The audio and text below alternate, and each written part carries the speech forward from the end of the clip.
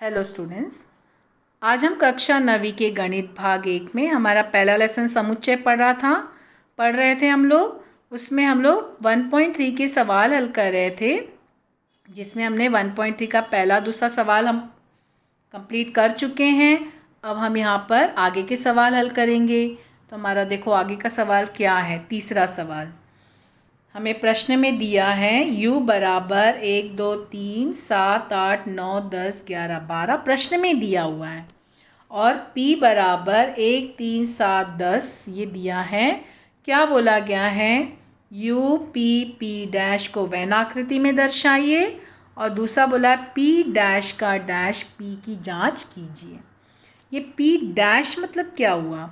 यानी p का पूरक समुच्चय। अभी हम पिछले वीडियो में देखे ना, पूरक समुच्चय के बारे में पढ़े, तो अभी हमें यहाँ पर उसके बारे में देखना। पहले वैन आकृति बनानी है, तो ध्यान रखना वैन आकृति बनाते समय हमें जो है u तो दिया हुआ है, हमको p भी दिया हुआ है, लेकिन p डैश चाहिए ना हमको, तभी तो हम वैन आकृति में दर्शाएंगे। तो p डैश निकालेंगे। p डैश यानी क्या होता है जानते हो? p का पूरक समुच्चय। p का पूरक समुच्चय यानी p के सारे घटक u से मिलाना, विश्व समुच्चय से, जो नहीं है वो लिखना। तभी देखो क्या क्या नहीं है, कौन कौन से घटक हमारे p डैश बराबर, देखो 1 है तो नहीं लिखना, 2 नहीं है तो लिखे, 3 है तो नहीं लिखना, ठीक है, 4 फिर 7 नहीं लिखना, 8 9 10 भी है, फिर 11 12, ये हो गया हमारा पूरक समुच्चय। पूरक समुच्चय ने क्या हुआ? p के जो घटक है उसको, p का पूरक है ना, तो p समुच्चय को u से मिलाए। जो जो इसमें घटक है वो नहीं लिखना, जो नहीं है वो लिखना, मगर u के घटक में से ही देखना, जो नहीं है वो लिखना। 2 2 8 9 11 12, ठीक है, 2 8 9 11 12, ये हो गया हमारा p डैश। अब इन सबको हमें किस में दर्शाना है? विश्व समुच्चय में। तब हम यहाँ पे इसमें विश्व समुच्चय में इसको दर्शाएंगे। ये हमारा वैन आकृति है ना, वैन आकृति में क्या करोगे? हमें ये एक वृत्त बनाएं, ठीक है, यहाँ पर वृत्त में p लिखे और वृत्त के बाहर p डैश। तो p में क्या आया? 1 3 1 3 7 10। ध्यान देना, जब वैन आकृति बनाना तो इसमें कॉमा नहीं लगाना है, सिर्फ संख्या लिखना। संख्या आगे पीछे कैसे भी लिख सकते हो। और p डैश में हमारा क्या क्या था? 2, ठीक है, 8, फिर 9 11 12। इस तरह से हमको वैन आकृति में दर्शाना है, ठीक है। ये हमारा वैन आकृति है। ये हमारा आयत में विश्व समुच्चय है, और ये हमारा p है, और इसी के अंदर ये p डैश है। ध्यान से बनाना है, बहुत आसान, ध्यान रखना केवल। दूसरा हमको क्या बोला है? सिद्ध करो कि p, ये हमको u दिया है, हमको u दिया है, p दिया है, और बोला p डैश का डैश p बराबर p है, जांच कीजिए। यानी p डैश तो इसका पूरक समुच्चय है, और फिर इसका पूरक समुच्चय हमको निकालना है, ठीक है। तभी हमारा देखो p डैश तो पहले हम निकालेंगे। तो p डैश हमारा क्या था? हम निकाल चुके हैं ना, 2 8 9 11 12, ये हमारा p डैश था। अब इसका डैश, इसका पूरक समुच्चय विश्व समुच्चय से मिलाओ। कौन कौन से घटक जो है वो विश्व समुच्चय में नहीं है, यहाँ विश्व समुच्चय से मिलाने पर नहीं मिलते हैं।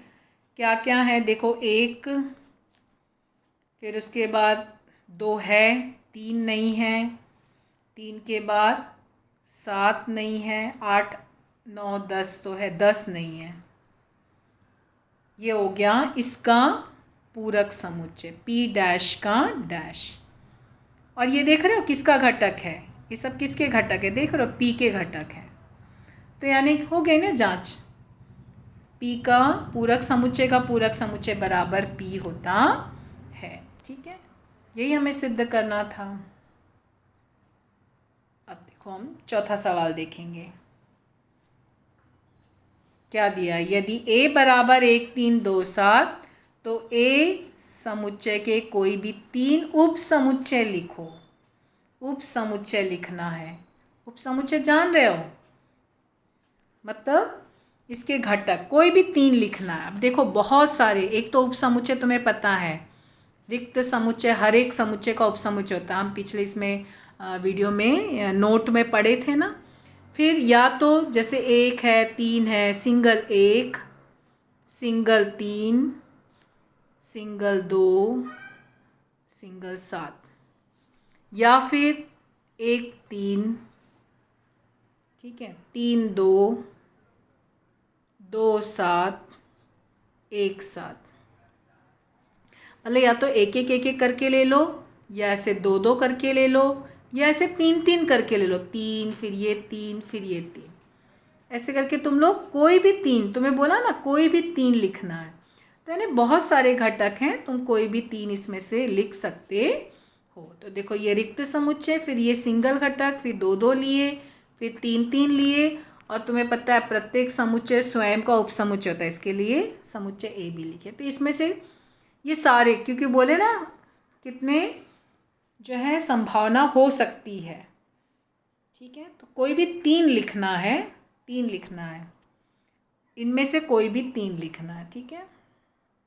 5वां सवाल देखते हैं क्या बोला है। निम्नलिखित समुच्चय में कौन सा समुच्चय दूसरे कौन से समुच्चय का उप समुच्चय है।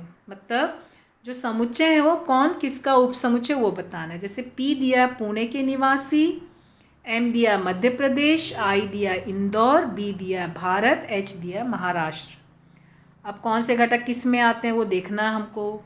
तो देखो तुम्हें पता है ना, पुणे जो है वो महाराष्ट्र में आता है। पुणे जो है वो किस में आता है, महाराष्ट्र में, और महाराष्ट्र जो है वो भारत में आता है। यानी कि पी जो है एच का उप समुच्चय है और पी जो है बी का उप समुच्चय है, ठीक है, और एच भी बी का उप समुच्चय है। तो पुणे जो है वो महाराष्ट्र में भी आता है, पुणे भारत में भी आता है, और महाराष्ट्र भी भारत में आता है। तो इस तरह से ये 3 प्रकार बने, ठीक है। एक दूसरा अभी देखेंगे इंदौर का। अभी इंदौर है, इंदौर किस में आता जानते हो, मध्य प्रदेश में ना। तो इंदौर एम का उप समुच्चय है, इंदौर भारत में भी आता है, तो इंदौर बी का भी उप समुच्चय है, और तुम्हें पता है मध्य प्रदेश भी भारत में आता है ना। तो इस तरह से ये हमारा उप समुच्चय बना। फिर हमारा क्या है, ये इस तरह से हमारा सारे आंसर्स निकले जितने भी उप समुच्चय हैं। अच्छा, और क्या बोला है, दूसरा क्वेश्चन इसमें पूछा है ना, क्या पूछा है, उपर्युक्त समुच्चय में से कौन सा समुच्चय विश्व समुच्चय कहा जाएगा। किसको तुम लोग विश्व समुच्चय बोलेंगे। देखो बी है ना, बी भारत के निवासियों का समुच्चय विश्व समुच्चय, यानी समुच्चय बी जो होगा वो विश्व समुच्चय होगा। तो वही यहाँ पे पूछा ना, इस समुच्चय में भारत के निवासियों का समुच्चय बी को विश्व समुच्चय माना जा सकता है। तो ये हमारा कौन सा सवाल इस वीडियो में हम लोगों ने तीसरा, चौथा और 5वां सवाल हल किया। और जो 6वां और 7वां सवाल है ये तो तुम लोग जानते हो, कोरोना महामारी की वजह से जो है कुछ सिलेबस कम किए गए हैं गवर्नमेंट की तरफ से, तो इसके लिए 6वां और 7वां सवाल हमको हल नहीं करना है, ठीक है। तो अब हमें जो है हमारा 1.3 के सारे सवाल इसमें कंप्लीट होते हैं इस वीडियो में। Thank you.